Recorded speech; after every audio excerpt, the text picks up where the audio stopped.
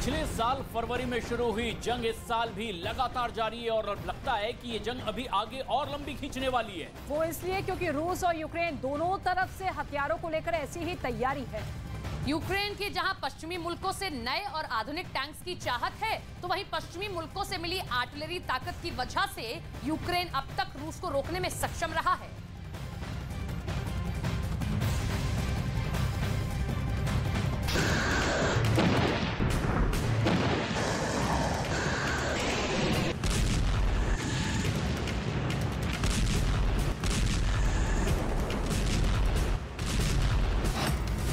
महायुद्ध में ज़ेलेंस्की का पावर पंच।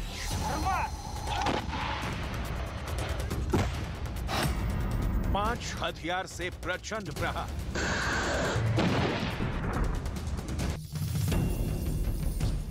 पुतिन और उनकी जीत के बीच अगर ज़ेलेंस्की दीवार बनकर खड़े हैं, तो इस दीवार को बनाने में अमेरिका से लेकर आधे यूरोप की भूमिका रही है, क्योंकि जिन हथियारों के दम पर ज़ेलेंस्की युद्ध को 300 से ज्यादा दिनों तक खींच ले गए, वो हथियार दुनिया के चुनिंदा देशों से उन तक पहुंचे। अकेले तोपों की बात कर लें तो ज़ेलेंस्की को दुनिया के 5 बड़े और घातक हथियार मिल चुके हैं और इन हथियारों के दम पर ज़ेलेंस्की की सेना रूस के टैंकों को धुआं कर रही है। दुनिया के इन 5 घातक हथियारों में सबसे पहला नाम है अमेरिका में बनी M777 लाइट हॉवित्ज़र तोप, फ्रांस में बनी 52 कैलिबर सीजर SPG, पोलैंड में बनी 155 mm क्रैब SPG, जर्मनी में बनी PZH 2000 SPG और इस सीरीज में 5वां नाम है ब्रिटेन में बनी AS90 155 mm SPG, यानी self propelled artillery guns. This week I announced to Parliament that we will send a squadron of Challenger 2 main battle tanks to Ukraine. We will send at least 3 batteries of AS90 155 long-range deep-fire artillery. We will send a number of armoured vehicles, including I think it's the Bulldog. दुनिया के ये 5 घातक हथियार एक साथ मिलकर रूसी सेना पर प्रचंड प्रहार कर रहे हैं, जबकि रूस की सेना अपने तोपखानों के चुनिंदा हथियारों से ही इन 5 घातक हथियारों का मुकाबला कर रही है। रूस की मीडिया के मुताबिक दिसंबर के महीने में रूस के लेटेस्ट T90M का एक बैच महायुद्ध में उतारा गया है। ये टैंक T90 का सबसे एडवांस वर्जन है। ये सोवियत काल के T72 का ही एक नया रूप है।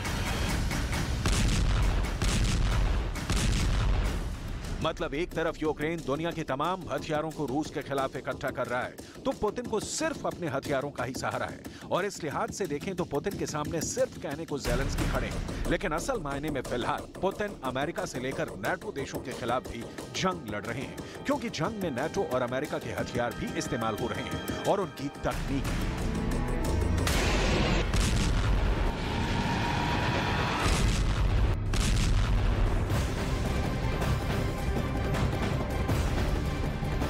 इसके साथ ही आपको बता दें, रूस और यूक्रेन के बीच में भीषण जंग लगातार जारी है। कई देशों ने यूक्रेन को अब सैन्य मदद देने की बात कही है। एस्टोनिया और डेनमार्क का ये बड़ा ऐलान है। तो एक तरफ पुतिन यूक्रेन पर जोरदार हमले कर रहे हैं, तो वहीं दूसरी तरफ यूक्रेन को कई देशों से सैन्य मदद का ऐलान कर दिया गया है, जिसमें अत्याधुनिक हथियार उसे मुहैया कराए जा रहे हैं। लेकिन इसके साथ ही कई ऐसे टैंक, एयर डिफेंस सिस्टम भी इन हथियारों में शामिल हैं, जो अब यूक्रेन की मदद के लिए दूसरे देशों से उन्हें मिलने लगे हैं। ऐसे में सवाल यही है कि अब जब ये तमाम देश यूक्रेन की मदद करते हुए नजर आ रहे हैं, तो क्या वाकई रूस पर जबरदस्त पलटवार होने वाला है?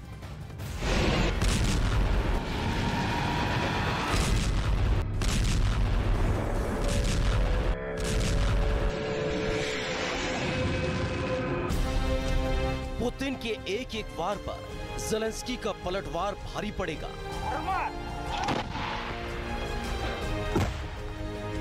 ज़ेलेंस्की का खाली होता बारूदी तहखाना फिर से भर जाएगा।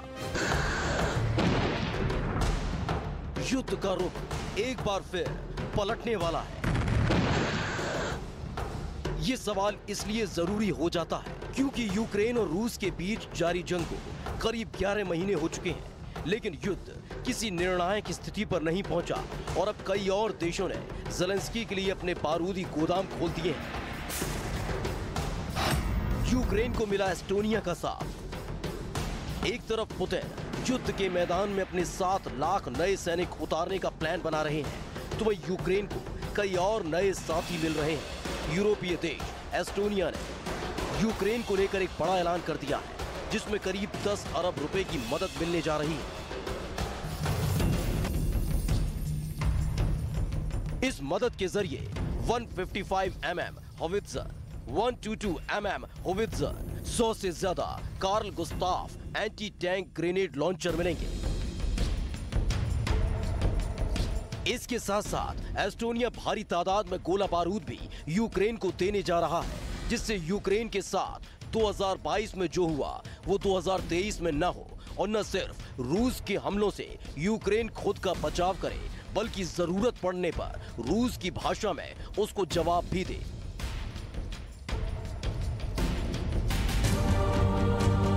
यूक्रेन को डेनमार्क का स्पेशल गिफ्ट। एस्टोनिया के साथ साथ डेनमार्क ने भी यूक्रेन को नए साल पर गिफ्ट देने का प्लान बनाया है, और गिफ्ट में ज़ेलेंस्की को वो मिलने जा रहा है जिसकी सबसे ज्यादा जरूरत इस वक्त यूक्रेन को है। इसमें अत्याधुनिक हथियार और 19 होवित्जर मिलने जा रही हैं। Дякую Естонії за черговий найбільший від цієї країни пакет збройної допомоги за гаубиці та боєприпаси.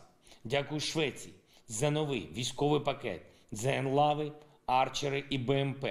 Я дякую Данії за ухвалення рішення по Цезарям для наших воїнів. Це серйозно посилить нашу армію. Я дякую Литві за новий військовий пакет, за зенітні гармати, амуніцію і гвинтокрили. ब्रिटेन का ऐलान। पुतिन परेशान कि कर कई देश अब यूक्रेन की मदद के लिए आगे आ रहे हैं, तो वहीं पहले से ही यूक्रेन के लिए अपने बारूदी गोदाम के दरवाजे खोले बैठे ब्रिटेन ने एक और बड़ी मदद का ऐलान कर दिया है, जिसमें NASAMS air defence system, 8 Avenger air defence system, 59 Bradley fighting vehicle.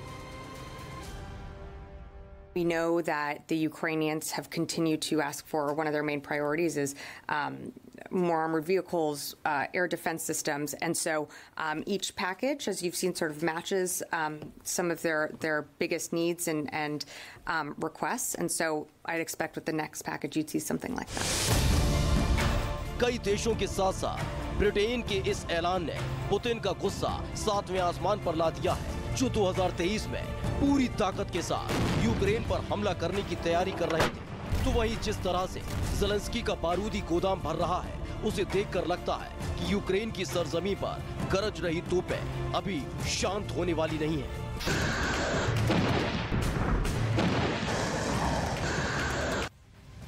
और आइए अब आपको बताते हैं कि वो कौन-कौन से नए घातक हथियार हैं जिनकी खेप यूक्रेन को मिलने जा रही है। ब्रिटेन ने दरअसल यूक्रेन को सैन्य मदद देने के लिए नए पैकेज का ऐलान कर दिया, और इस पैकेज में ब्रिटेन यूक्रेन को चैलेंजर 2 टैंक भी देने जा रहा है। इसके साथ ही 600 ब्रिमस्टोन मिसाइल भी ब्रिटेन यूक्रेन को देगा। नेसाम्स एयर डिफेंस सिस्टम पहले से ही यूक्रेन के पास है, लेकिन युद्ध लंबा खिंचता जा रहा है। ऐसे में ये एयर डिफेंस सिस्टम अब मिलेगा यूक्रेन को। ब्रिटेन ने यूक्रेन को 8 एवेंजर एयर डिफेंस सिस्टम भी देने का ऐलान कर दिया है। इसके साथ ही वहीं जमीन पर यूक्रेन की ताकत कमजोर ना हो, इसके लिए 59 ब्रॉडली फाइटिंग व्हीकल देने जा रहा है। चलिए अब आपको दिखाते हैं रूस यूक्रेन महायुद्ध से जुड़ी 10 बड़ी खबरें। यूक्रेन से जारी जंग के बीच रूस ने नेटो को दी बड़ी चेतावनी। यूक्रेन को हथियार की मदद बंद नहीं करने पर परमाणु युद्ध की धमकी दी। यूरोपियन यूनियन के महासचिव ने यूक्रेन के राष्ट्रपति ज़ेलेंस्की से मुलाकात की, अपने सदस्य देशों से यूक्रेन को मदद करने की अपील की। नाटो ने भी अपने सदस्य देशों से यूक्रेन को टैंकों की खेप भेजने की अपील की। अमेरिका ने यूक्रेन को 2000 से ज्यादा रुपए के नए मदद का ऐलान किया है। इसमें 8 Avenger air defence system, 59 Bradley fighter वाहन सहित कई नए हथियार भी शामिल हैं। ब्रिटेन ने यूक्रेन के लिए अपने बारूदी गोदाम के दरवाजे फिर एक बार खोल दिए हैं। यूक्रेन को 2 चैलेंजर टैंक, 600 ब्रिमस्टोन मिसाइल भी देने की घोषणा उसने की है। यूरोपीय देश एस्टोनिया ने यूक्रेन को लेकर एक बड़ा ऐलान कर दिया है, जिसमें करीब 10 अरब रुपए की मदद मिलने जा रही है। इसमें होवित्जर, तोप, एंटी टैंक ग्रेनेड लॉन्चर भी शामिल है। एस्टोनिया के साथ डेनमार्क ने भी यूक्रेन को नए साल पर गिफ्ट देने का प्लान बनाया है। डेनमार्क यूक्रेन को आधुनिक हथियार देगा, जिसमें 19 होवित्जर तोप शामिल है। स्वीडन भी यूक्रेन की मदद करेगा। 50 लड़ाकू विमान, एंटी टैंक मिसाइल देने का ऐलान उसने भी कर दिया है। जर्मनी ने लेपर्ड टैंक्स यूक्रेन को सप्लाई करने से मना किया है। ये कहा है कि वो तभी लेपर्ड टैंक्स देंगे जब अमेरिका एब्रम्स की सप्लाई करेगा। यूक्रेन और रूस के बीच जंग और तेज हुई है। रूस और यूक्रेन ने जमीनी जंग पर फोकस किया है। यही वजह है कि यूक्रेन भी टैंकों पर जोर दे रहा है और मॉस्को भी अब मैदानी जंग की तैयारी कर रहा है। रूस ने युद्ध के बीच एक बड़ा कदम उठाया है और मॉस्को के सरकारी इमारत पर एयर डिफेंस सिस्टम को अब तैनात कर दिया गया है।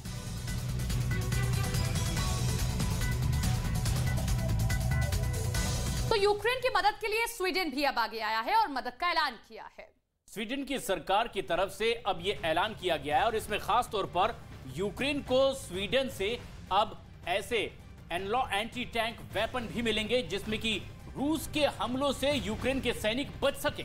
इसके साथ ही रूस पर जबरदस्त प्रहार कर सके। स्वीडन ने यूक्रेन को माइनिंग से बचाव के लिए इस्तेमाल होने वाले उपकरणों के साथ साथ असॉल्ट राइफल भी देने का ऐलान किया है। स्वीडन ने साथ ही ऐलान किया है कि वो यूक्रेन को इन्फेंट्री फाइटिंग व्हीकल भी उपलब्ध कराएगा।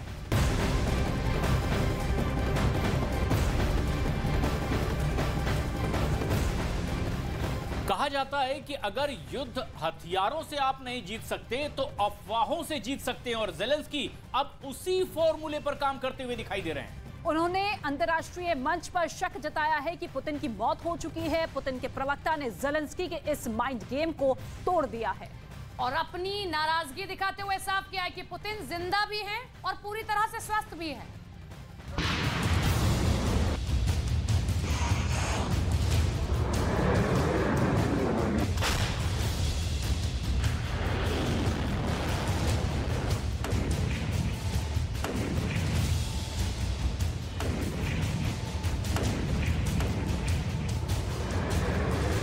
तरफ रूस और यूक्रेन की जंग चल रही है और दूसरी तरफ अफवाह फैलाने का खेल चल रहा है। दुनिया को बरगलाने के लिए और जंग में रूसी सैनिकों का हौसला पस्त करने के लिए ज़ेलेंस्की ने यह चाल चली और अंतर्राष्ट्रीय मंच का इस्तेमाल करके अफवाह फैलाने की कोशिश की कि पुतिन की मौत हो चुकी है और जो पुतिन दुनिया के सामने टेलीविजन पर आते हैं वो बॉडी डबल है।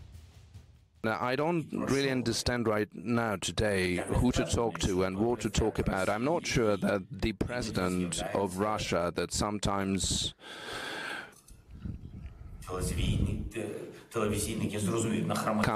come out on the screen somewhere,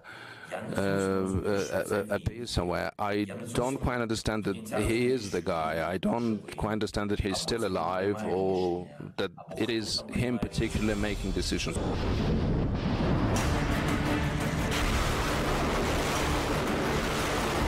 जंग जारी है और जंग के बीच में ज़ेलेंस्की ने ऐसी बात छेड़ी है जिससे रूस में खलबली मच गई है। दरअसल ज़ेलेंस्की वर्ल्ड इकोनॉमिक फोरम में युद्ध रोकने के लिए समझौते की बात कर रहे थे और उसी दरमियान उन्होंने कहा कि वो समझौते के लिए आखिर किससे बात करें, जबकि उन्हें पता ही नहीं कि वो जिंदा हैं या नहीं। यकीनन ज़ेलेंस्की ने पुतिन का नाम नहीं लिया, लेकिन उन्होंने अपने इस बयान से उस अफवाह को जन्म जरूर दे दिया जो जंग में रूसी फौज का हौसला तोड़ सकती है।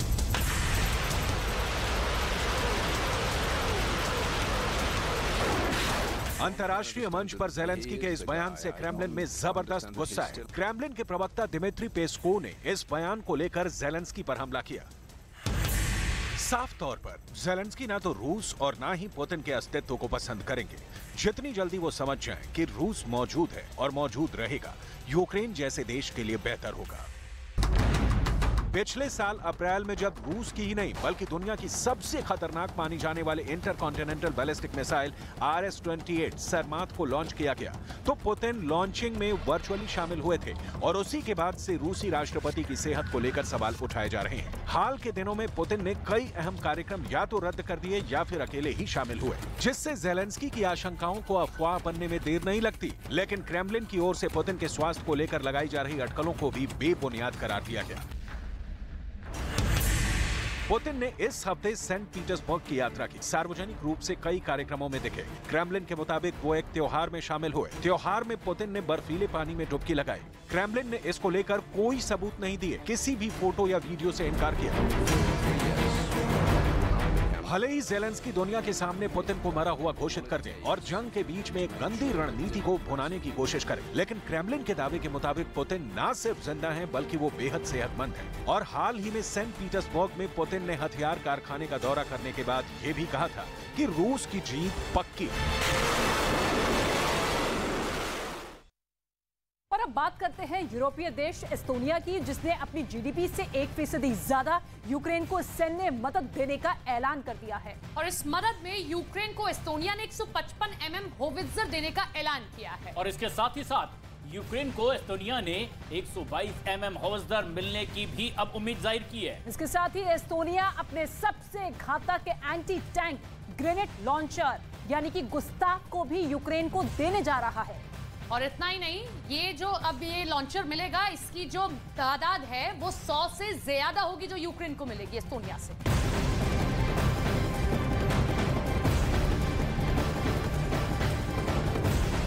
तो पुतिन के बाद रूस के सुरक्षा परिषद में नंबर 2 की हैसियत रखने वाले शख्स ने नेटो देशों को परमाणु युद्ध की धमकी दे दी है। खबर तो यहां तक आ रही है कि रूस ने अपने परमाणु हथियारों को युद्ध के लिए सेट भी कर लिया है। तो वहीं अमेरिका में एक रिसर्च पेपर ने सनसनी मचा दी है, जो कि दावा ये करती है कि परमाणु युद्ध छिड़ने पर रूस एक साथ 300 परमाणु बम से अमेरिका पर वार कर सकता है।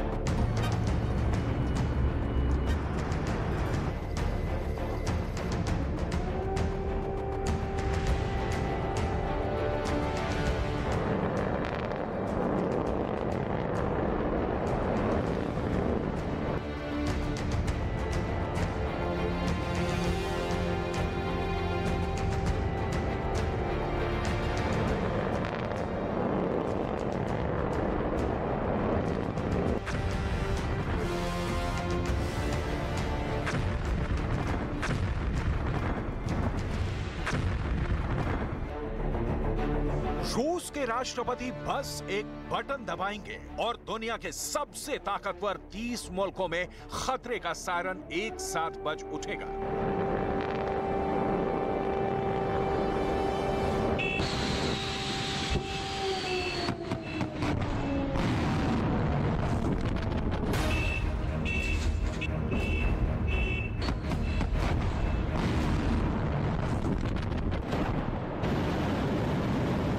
पुतिन के बटन दबाते ही बाइडेन के न्यूक्लियर फुटबॉल में खतरे का अलार्म बजने लगेगा।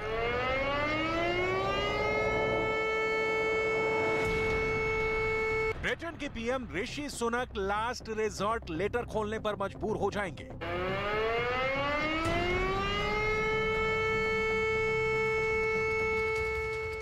आपकी जानकारी के लिए बता दें कि अगर अमेरिका के प्रेसिडेंट का न्यूक्लियर फुटबॉल बजने लगे या फिर ब्रिटेन के प्रधानमंत्री को लास्ट रिजॉर्ट लेटर खोलने की नौबत आ जाए, तो यह परमाणु हमले का डायरेक्ट सिग्नल होता है।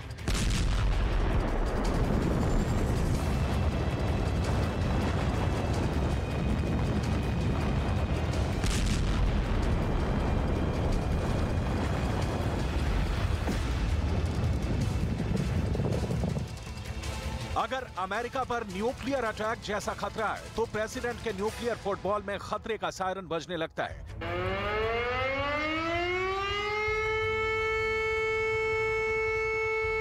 ठीक ऐसे ही अगर यूके पर परमाणु हमला होने वाला हो, तो पीएम लास्ट रिजॉर्ट लेटर का कोड पढ़ने को मजबूर हो जाते हैं। इन दोनों में से अगर एक भी सच हो जाए, तो परमाणु बम का बटन दब जाएगा। दुनिया में रेडिएशन वॉर छिड़ जाएगी।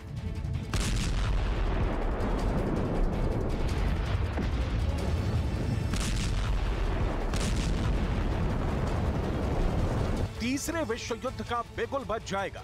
अमेरिका की न्यूक्लियर मिसाइल दुश्मन देश को परमाणु बम से खाक में मिलाने के लिए निकल जाएगी।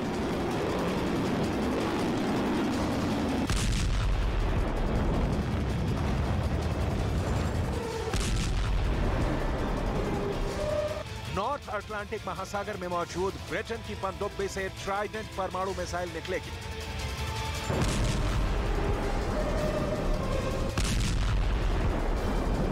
और दुश्मन के देश में परमाणु तबाही लाएगी।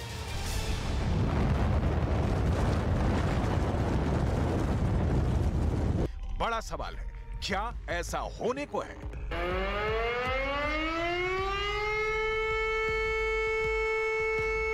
जवाब है हां। व्लादिमीर पुतिन के सहयोगी और रूस की सुरक्षा परिषद के उपाध्यक्ष दिमित्री मेदवेदेव ने नाटो देशों के नाम पर परमाणु युद्ध का पैगाम भेजा है। दिमित्री मेदवेदेव ने साफ साफ शब्दों में परमाणु युद्ध की धमकी दी है। दिमित्री मेदवेदेव ने टेलीग्राम पर एक पोस्ट में कहा है, पारंपरिक युद्ध में परमाणु शक्ति की हार से परमाणु युद्ध शुरू हो सकता है। Dmitry Medvedev.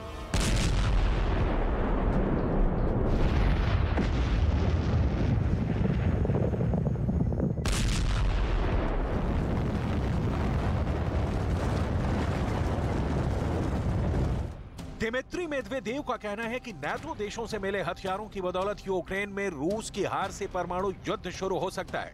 दिमित्री मेदवेदेव की इस धमकी का मकसद नाटो नेताओं को यूक्रेन को नए हथियारों की आपूर्ति रोकने के लिए चेतावनी देना बताया गया है। दिमित्री मेदवेदेव रूस के ताकतवर शख्सियतों में शामिल हैं। साल 2008 से 2012 तक रूसी राष्ट्रपति के रूप में दिमित्री मेदवेदेव क्रेमलिन के परमाणु ट्रिगर पर अपनी उंगली रख चुके हैं।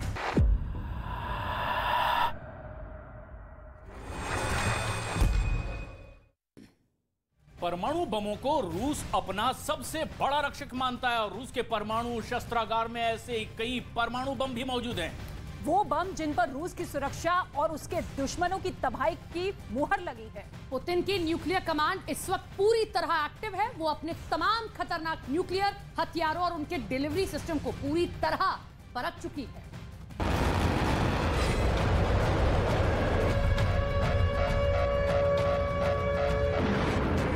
अब रूस का परमाणु ट्रिगर पुतिन के हाथों में है और पुतिन यूक्रेन युद्ध के लंबा खींचने के लिए सीधे सीधे अमेरिका को दोषी ठहराते हैं। पुतिन के टारगेट पर अमेरिका क्यों है, इससे लेकर पुतिन 4 दलीलें देते हैं। पहला, यूक्रेन को नाटो में लाने का एक लंबे समय से चला आ रहा अमेरिकी प्रयास, जिसे पुतिन रूस की सुरक्षा के लिए गंभीर खतरा बताते हैं। दूसरा, यूक्रेन को हथियारों की अमेरिकी खेप ने लड़ाई को लंबा खींच दिया है। तीसरा, यूक्रेन के लिए अमेरिकी समर्थन रूस के विनाश की मांग करने का एक बहाना है। और चौथा ये कि अमेरिका की नीतियां जल्द ही एक पूर्ण परमाणु युद्ध के लिए जिम्मेदार साबित हो सकती हैं।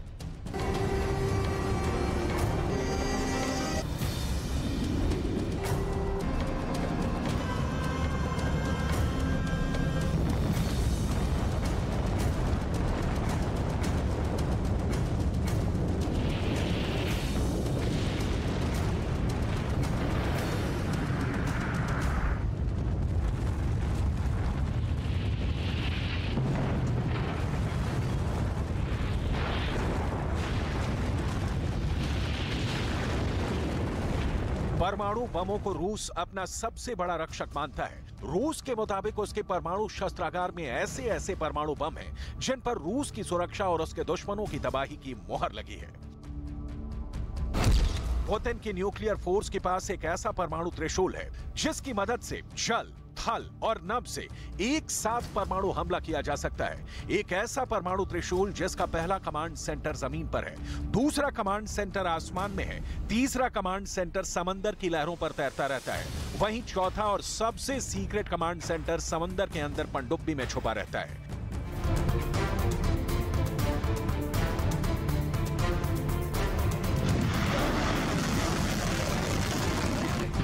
रूस के परमाणु बम फूटने के बाद कैसी तबाही मचा सकते हैं, इसे लेकर रूस के सरकारी टेलीविजन पर खौफ का लाइव प्रसारण भी किया जाता है।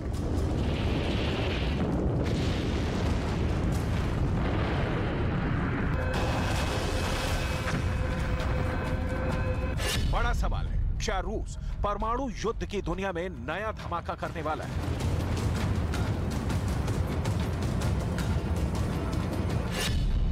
क्या समंदर बनेगा न्यूक्लियर वॉर का एपिसेंटर?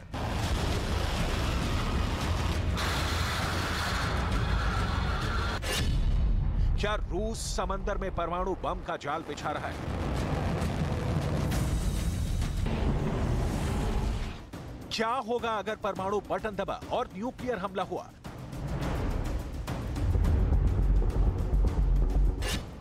पुतिन के टारगेट पर दुनिया के कौन कौन से शहर होंगे?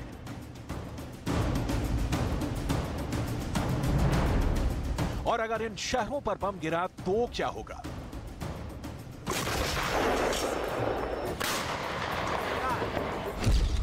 New York, Paris, Washington DC, London, Berlin, Chicago, California, Los Angeles.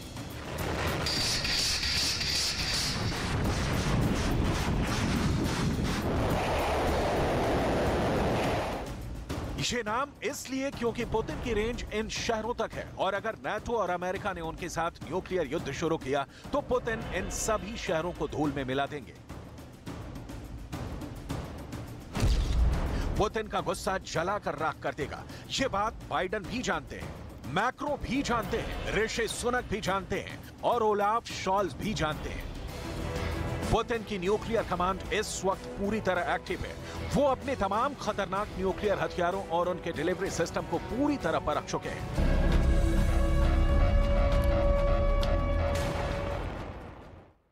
और परमाणु युद्ध अभ्यास के बाद पुतिन पहले ही दुनिया को डरा चुके हैं। ऐसे में सबसे बड़ा सवाल यही है कि न्यूक्लियर बम का हमला अगर होता है तो ऐसे में स्थिति क्या कुछ उत्पन्न होगी। तो वहीं अमेरिका और नेटो के शहरों का हाल क्या होगा अगर न्यूक्लियर बम की स्थिति उत्पन्न हो जाती है? और ये सवाल इसलिए भी क्योंकि रूस की न्यूक्लियर फोर्स परमाणु हथियारों का सीक्रेट मूवमेंट हफ्ते भर पहले ही शुरू कर चुकी है। न्यूक्लियर मिसाइल्स को अंडरग्राउंड लॉन्चिंग पैड पर सेट किया जा चुका है।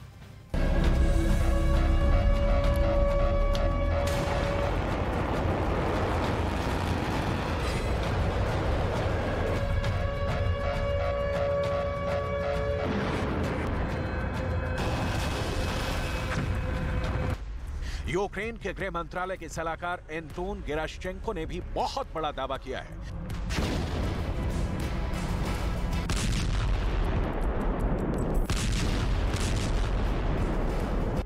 एंटोन गेराश्चेंको का दावा यह है कि अमेरिका का व्हाइट हाउस, लंदन का डाउनिंग स्ट्रीट, कीव का प्रेसिडेंट हाउस, ये तीनों पावर सेंटर पुतिन के टारगेट पर हैं। यहां पुतिन की सेना परमाणु बम गिरा सकती है।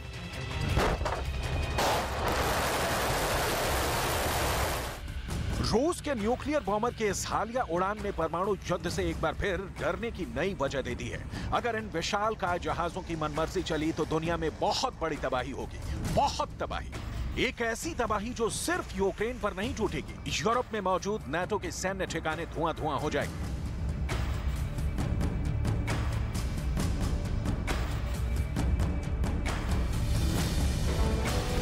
दावा तो यहां तक किया गया है कि अमेरिका की सीक्रेट एजेंसियों ने अपने उन ठिकानों की लिस्टिंग कर ली है जो रूस के पोसाइडन टॉर्पीडो के टारगेट बन सकते हैं। इनमें सबसे हाई प्रायोरिटी पर मिनटमैन लगे अमेरिका का Malmstrom air force base, Minot air force base, F E Warren air force base. इसके अलावा Jim Creek naval radio station, America का स्ट्रेटेजिक मिसाइल परिसर, STRATCOM air force base, Pentagon, Whiteman air force base, NORAD, Peterson air force base, Kirtland वायुसेना base, Albuquerque, Barksdale, Kings Bay नौसैनिक अड्डा है।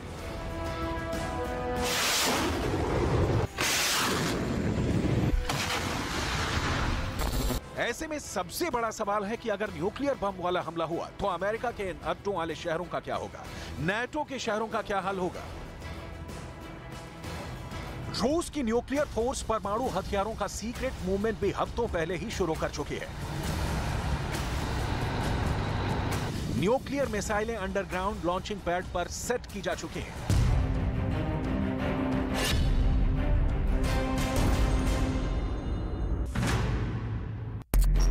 और परमाणु युद्धाभ्यास में इस मिसाइल को दागकर पुतिन पहले ही दुनिया को डरा चुके हैं। पुतिन के इस ब्रह्मास्त्र का तोड़ दुनिया में किसी भी देश के पास नहीं है। यह रूस की अंतर महाद्वीपीय मिसाइल यार्स है।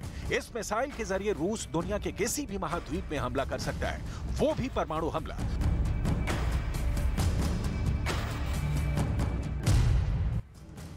रूस ने एक मिसाइल को मॉस्को से 180 किलोमीटर दूर टावर में सेट किया है, जो मॉस्को से उत्तर पश्चिम में है। टावर से यूक्रेन 795 किलोमीटर दूर है। एस्टोनिया की दूरी 875 किलोमीटर है। लातविया 790 किलोमीटर दूरी पर है। लिथुआनिया 890 किलोमीटर है। ये सभी नाटो देश हैं जो पुतिन के परमाणु निशाने पर हैं। इसी हफ्ते पुतिन की न्यूक्लियर फोर्स ने अपनी दूसरी और तीसरी यार्स मिसाइल को मॉस्को से 290 किलोमीटर दक्षिण में काजेल्स्की बेस पर जमीन में लोड किया है। यहां से भी पूरा यूरोप और अमेरिका रूस के निशाने पर है। रूस की न्यूक्लियर फोर्स का दावा है कि एक यार्स मिसाइल को 7 मिनट में लॉन्च किया जा सकता है। खास बात यह है कि रूस अपने इन दोनों मिसाइल बेस से यूक्रेन से लेकर अमेरिका तक को निशाना बना सकता है।